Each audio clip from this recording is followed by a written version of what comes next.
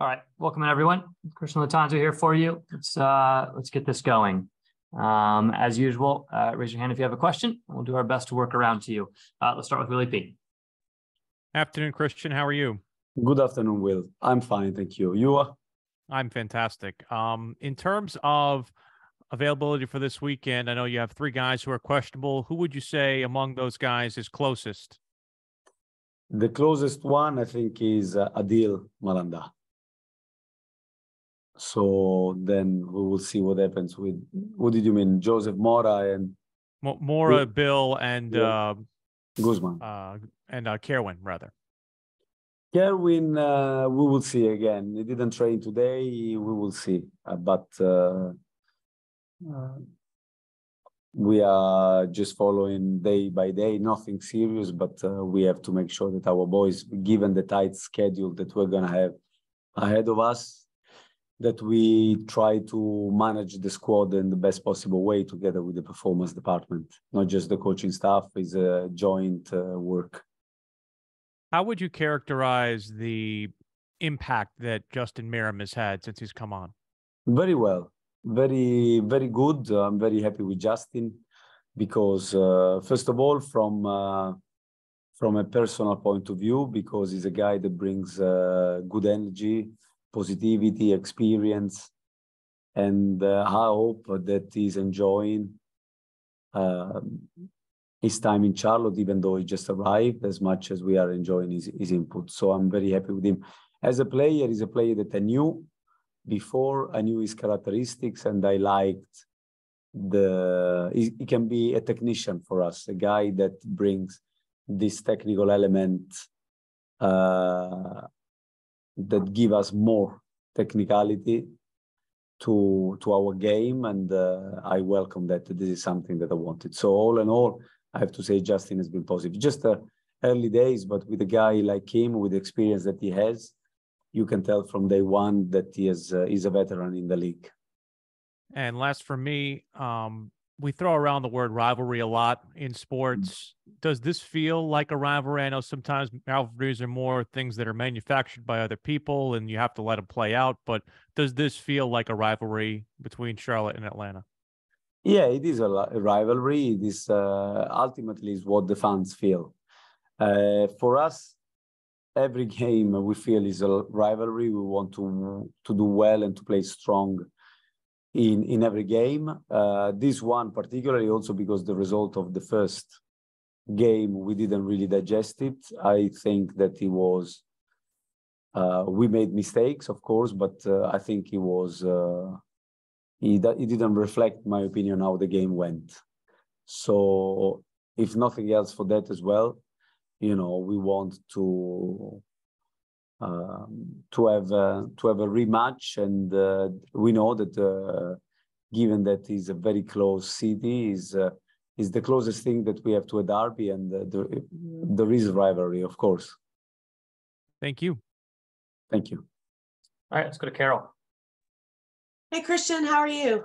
Hello, Carol. I'm fine, thank you. I hope you're well. I am, and I was wondering about George Marks. What's the extent of his injury? George is sustained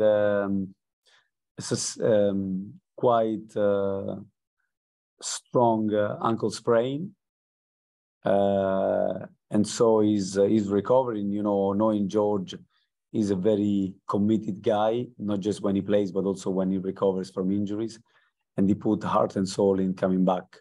Hopefully, it's not going to be that long, but for sure, he's going to be out at least for a number of coming games.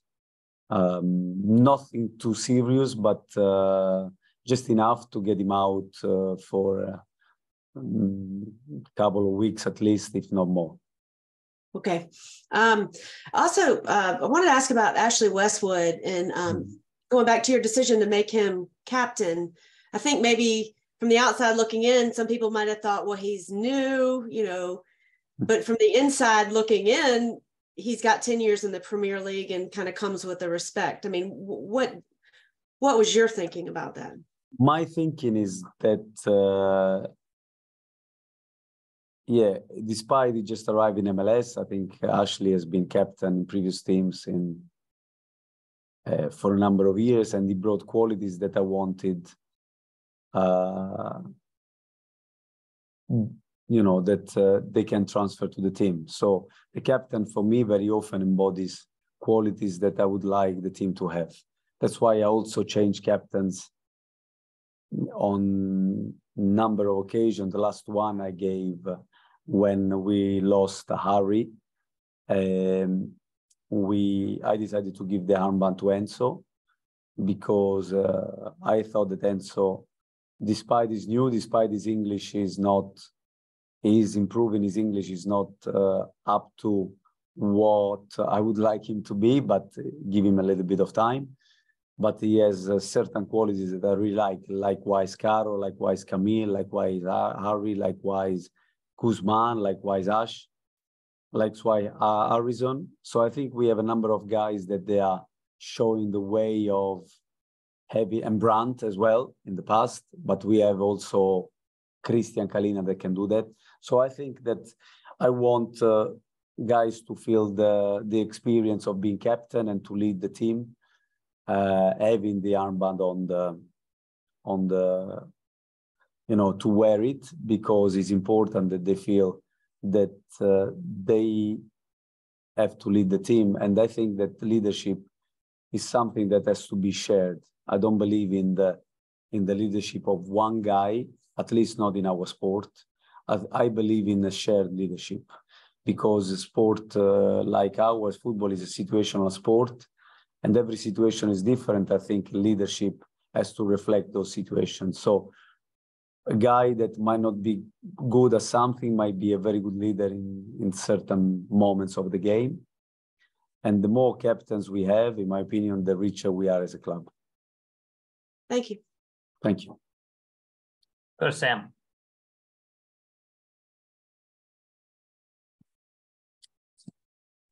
Hey, Coach, I will start you off with an easy one. PJ Tucker of the Philadelphia Sixers recently made a controversial comment. I wasn't a big fan of Italy. Charlotte, no. No, I wasn't a big fan of Italy. Italian food in America is way better than Italian food in Italy. Who said that? PJ Tucker of the Sixers. Let's put it like that. Don't get me now in some social debate. Let's say that I don't agree. Okay. Perfect. So next up, at least with my experience, he might have a lot more experience than me in going to Italian restaurants. But my experience here, also when I was in New York, despite New York, there are some very good Italian restaurants. But let's say I don't agree. Now on a more serious subject, do you feel like that was very serious? Careful. Very serious. Do you feel like, especially with his performance on Tuesday night, that a lot of your faith in Camille Joswiak has been vindicated?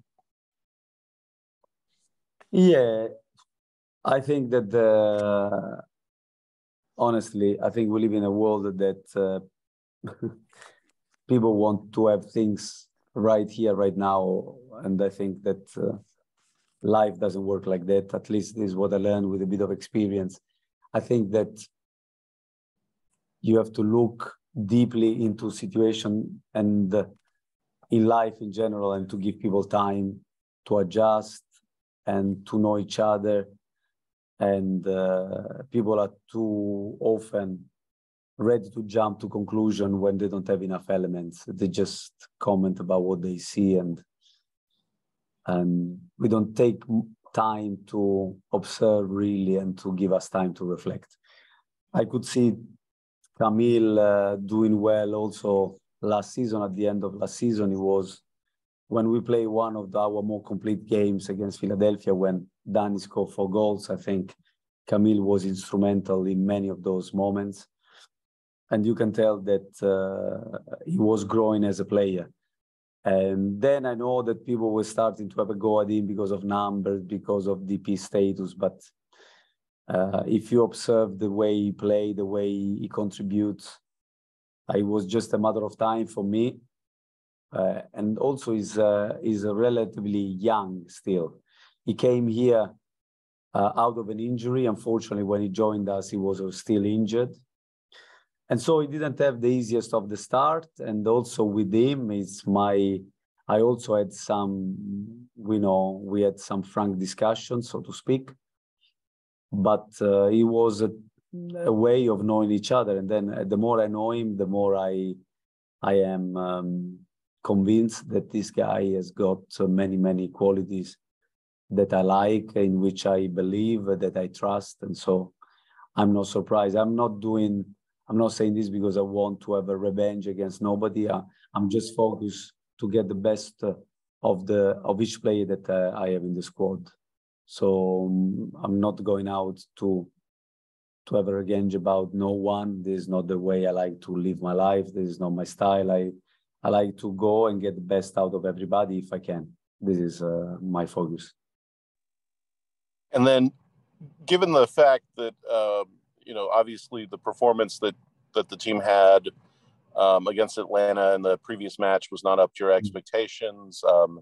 They're playing well. The team is injured. How do you go into a game like this? Do you think the odds are stacked against you? How do you prepare for a game where you have so many people out due to yellow cards, injuries, and on their home turf? Yeah, it's going to be a challenge for us, but the focus is always on what we have, not on what we don't have, as we said the last time. Even in the last game, I think the boys did exceptionally well to come out with a clean sheet, given that we had the makeshift defense, or with some guys that they were, making the debut from the start, or asked to play in a position where they normally play, they don't play. So I thought that shows the commitment and the desire to do well that these guys have. And so once again, I think, like I said in the past, life give people opportunity in the most diverse way. And so we need to focus on what we have. I have the full trust. The players, they have my full trust, the one that they are available for this game against Atlanta, and we go ready to play our game. We are working towards that.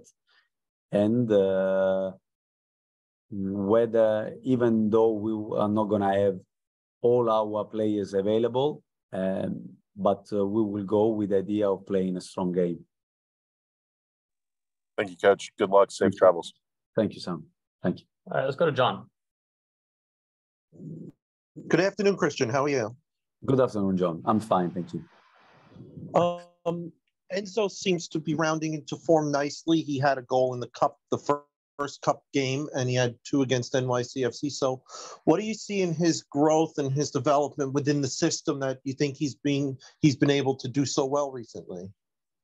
Yeah, I think the way there are a number of things that I am seeing that I like. First, he start to get more and more comfortable with his teammates, especially with the front players, with Caro, with Camille, with Justin that just arrived, with Kerwin, with Mackenzie, all the guys that we have up front. And so I think this is, they know each other better and better. Plus, I think another big thing is that him and Carol are working with the game back to the goal.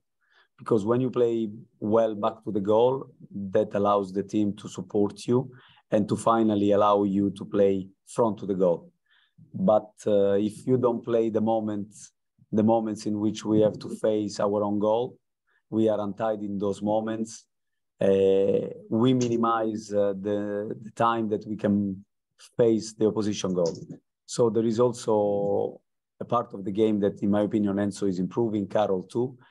And they could be a real, very, very strong partnership, in my opinion, in this league, and not just in this league, because they complement each other with characteristics they have. They can play off each other. They can feed each other. And so I don't doubt the talent that they have. These are guys that I was very happy to have as DPs. And so I never doubt them. They have my full trust. Some games, it's difficult to score every game, even though I believe that they can score in every game. But I understand also the difficulties that, each game can give you, the opposition can give you. But I believe and I hope that I continue to see this growth. Because one thing that I can say about Enzo is a guy that wants to improve on a daily basis. This I really love about him. He has got an unbelievable attitude, which is for me quality number one. This Atlanta side is obviously different without Joseph Martinez. He's one of the best players in MLS. So when you look at them and the season they've had so far, what do you notice? What do you think would be some of the keys that, will determine the outcome of the game? Yeah, as we saw here, they are a team with a lot of qualities and to a certain degree similar to New York City or Orlando. They have a number of quality players that on the day, if you're not careful, if you don't play well, certain moments, and if you don't stay compact as a team, they can pick you off, they can create chances. And even if they don't have Joseph Martinez, or even if New York doesn't have Castellanos, but every time you make a mistake, they have, Thiago Almada, they have Araujo, they have a number of players that can always create problems to the opposition. So it's a team that is well organized, that they have good players all around, and I think we need to play our game strong and to carry, this momentum that we are building, that this energy that we have, that also us as group, we are growing as a squad collectively and individually, and we want to go there and play a strong game, obviously. A final one for me. I know that you're obviously totally focused on Atlanta, but they just did the draw for the round of 16 in the U.S. Open Cup, and you're facing Birmingham away. So having had experience previously in cup tournaments like this, going to a side that's a division below you, and you've had experience playing Tormenta, but now going on the road, being the MLS team, they'll obviously have a full crowd. It's going to be very loud and very noisy there. What kind of experience do you think you can relay to the players and tell them to sort of warn them against? Well, we've already seen a couple of cup sets. New England lost. Birmingham obviously got to this round. So what do you think you'll be able to, how you can use your experience of being in the situation before, even in a different country, to sort of prepare the team when the time comes for that game? Yeah, as I said about your question about Enzo, that also goes with the team. For me, attitude and mental toughness is the grit, as you call it, I think, in this country, is the quality number one, in my opinion. In life, in general, in football, is the same. And so you can't go there and thinking that it's going to be easier because you play against USL team. We know that Birmingham is a very good team. We played against them already. They know us. We know them a little. Even though during the season teams evolve, and but again, it's going to be away, which is not easy because they will have all the crowd behind them. You just have to look at the final last year. It was played between Orlando and the USL team. So and the USL team made many. They overcome many obstacles before arriving to the final. So we have, even if you look at yesterday, the semifinal, Inter Milan against AC Milan, the first thing that I noticed is that the energy level that Inter Milan brought into the team. And AC Milan didn't start softly, but they play with so much energy, Inter Milan. And this has to be our, North Star. We need to have that very clear, that wherever we go, doesn't matter where we play, against who we play, we need to bring very, very strong energy. Then on top of that, we have to add our football. But if we expect that our football to make it up for a lack of energy, I think this doesn't happen. So energy first and then football on top, not the other way around. Great. Thank you. All right, let's get through our last couple of people here now. We're going to go to Brian, and then we'll finish with Mike. Afternoon, Christian. How are you doing today? Good afternoon, Brian. Yeah, I'm fine. Thank you. I hope you're well.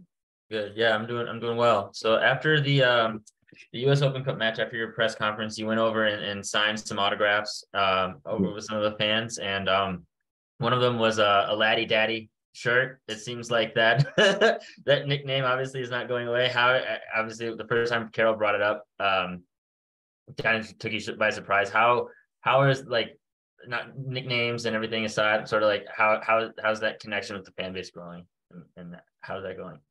I love the fan base here, and I said this from day one. I thought that to have a new club and to have this kind of support behind is really amazing.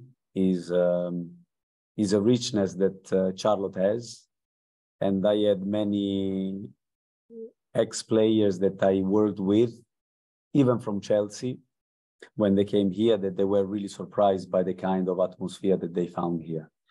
Having said that, I think that through experience of being in this position to work in either with, especially as assistant coach, but in many clubs, I think that the expectations has to be managed because, as I said, we are not an established big team that we can expect to win every game.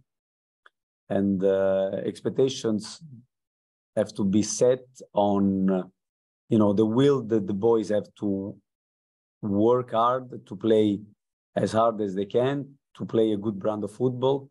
But I don't like, for our own sake, for our own growth, to have expectations that they have to be realistic. You cannot run before you walk. And so I love the enthusiasm, I love the positivity, but has to be understood and has to be a channel to what we are. And then I want to grow that. We want to win every game like the fan base wants, but at the same time, we need to understand where we are and how we are growing. They have to see a team that is growing. They have to see a team that is, putting the foundation to become a consistent force in MLS. This is what we have to focus on. Other than that, when I see people that they go from an extreme to another, I don't like, personally, for the sake of this club. I love this club dearly. I love this city dearly, but I will always say what I think. And it's easy to be carried away, but especially in my position, we need to do things step by step, and it's my duty to point this out, not because I don't want to take responsibility. I will always do. I will always take them, but because we need to see a growth that is sustainable, not to have an enthusiasm that is fueled by a result, and then we don't get a result. We go back down to, to everything as a disaster. We win a game, we are the best. It doesn't work like that, and I don't like that. And so I going into my next question is, I know we kind of talked before about stats and how there's definitely some stats you prefer over others and things like that. Right now, Charlotte is leading the league in expected goals against and also just goals allowed in MLS. Obviously, there's various reasons as to why some of the goals have gone in over the season. Is it in your eyes sort of like missing key players like we've discussed in the past, or just team organization? What was kind of your thoughts on sort of like the amount of just goals that have been given up in the back and sort of those situations that have come up throughout the early Not in the last game. Except for the last game. No, I'm joking. Yeah, of course, I saw those stats, and we can go to a tactical debate. But just to put it simply, I think that also you have to balance out the way we play, how many times we regain the ball in the last third, how many times we cross the ball in the opposition box, and these moments we have to make it count. And also goes down to the experience of the players that you have. So it's a combination of those plus probably other reasoning or other reasons. But I believe that once we play strong up front, and sometimes we put ourselves in danger ourselves, without being cut open. Because one thing that I like to see as a coach, if the opposition really is playing us out of the park and we don't have any answer for that. A lot of time the goal that we concede is passes that simple passes that we'll miss in our own third when we are building, or not actually regaining the ball in areas in which we should have, even though we have numbers, or not delivering the ball when we have done the most difficult thing in the last third. So there are a number of things that need to be considered. I know that people want to look at numbers and draw conclusion, but the reality is a lot more complex than that. Trust me, a lot more complex. And then my last question, Jones is going to be missing in this game against Atlanta with the yellow card.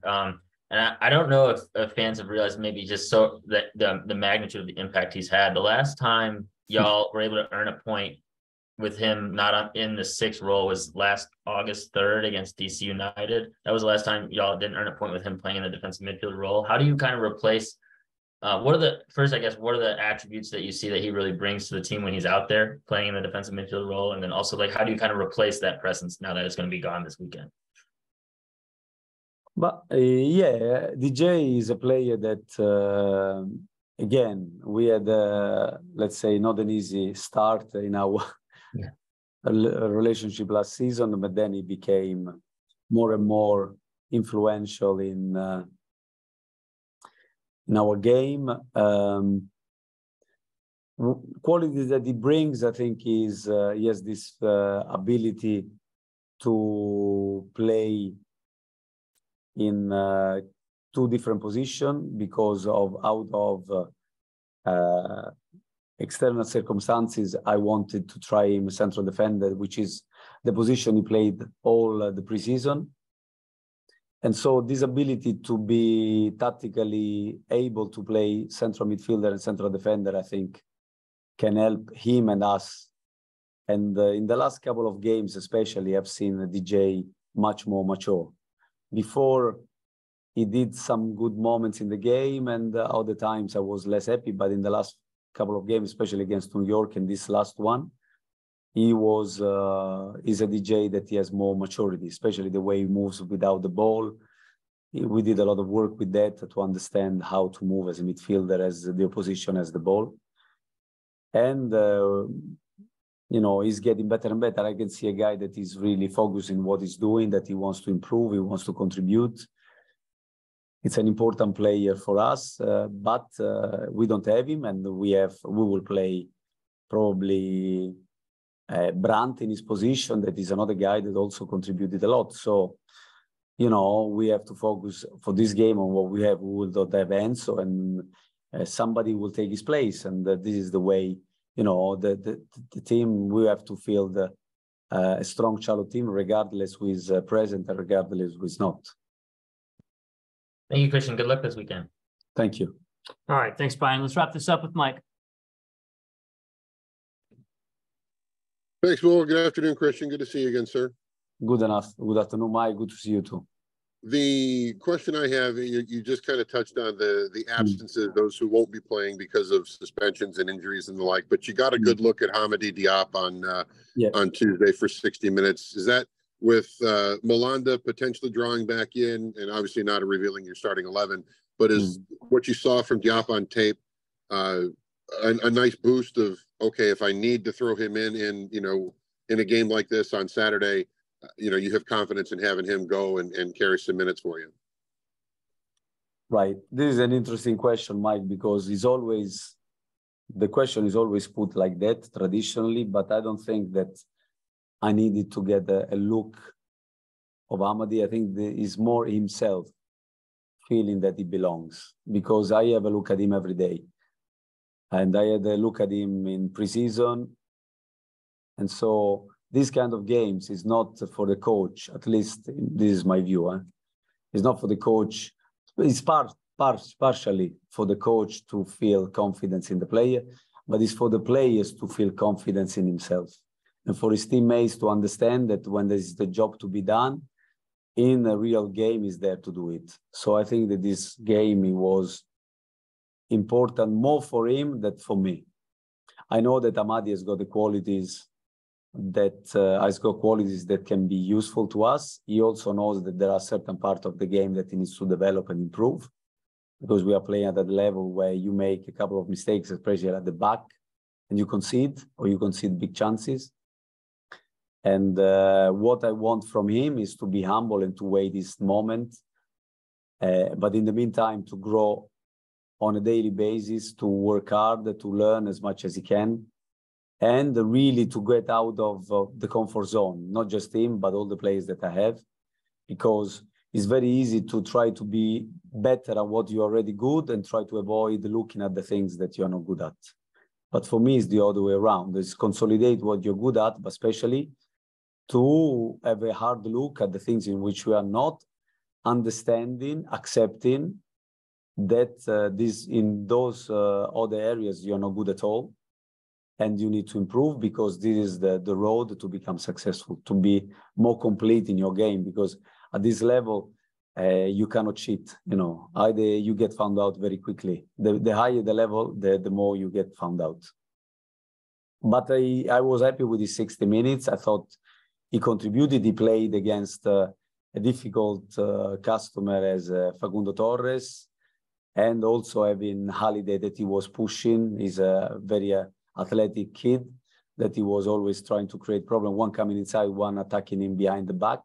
So if you get it wrong, we can get penetrated. And I thought that him and Jan did a very good job together with Justin. Those three, I think he made it difficult for them to go behind our back line. And with the injuries and the like that you're dealing with this week, you said that you and the staff were getting together to try to put together a plan to how you're going to manage the back end. Did you learn more about how that plan works with what you have available on Saturday, and any maybe tweaks that you may have to? I mean, are you set with a plan for Saturday? We have many ideas as coaching staff. Don't worry about that. I think our plan is pretty clear, and but the difficulties, Mike, now joking aside, is that especially when you have such a rotation, you don't have enough time to work on the pitch. So we did videos, we took the guys individually, so collective video, individual videos. We did a little bit of work on the pitch again, but you don't have the full session or at the full intensity that I would like, so that they can be really clear. But I think that our boys are pretty clever. They understand what we are trying to do. And even if we have to tweak certain part of our game to accommodate the opposition, I have the full, I really trust our boys to understand. We have a good group here. Really, I'm proud of them. I'm in many different ways, the way they are getting together, the way they are facing adversity, the way they respond. There is growth still, I think, in many different ways, character-wise and football-wise. But I said to them, and I repeat publicly, that I feel really happy and privileged to work with this group of people. I'm enjoying it on a daily basis. There is no one morning that I would like to be anywhere else. All right, and then I've just got one more for you, because it is a Thursday tradition. What is your favorite Jack Nicholson role? Oh, I just watched again recently Shining, which I think is exceptional. But there are many movies that he did that I like. One of my favorite, but I don't know the English translation. You have to is the movie with that Milos Forman did. The Flew of the Cuckoo Nest. What is the English translation of that? In Italian, it's called One Flew Over the Cuckoo's Nest. Yeah, that one.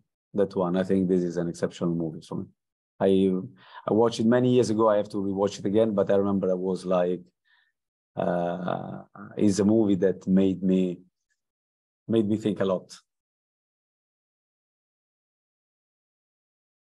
Thank you for your question, Mike. I really enjoyed it. And then now maybe tonight you gave me my way of relaxing is listening to music and watching movies. So probably I will go through that, even if it's not such a light movie. But I remember it was brilliant.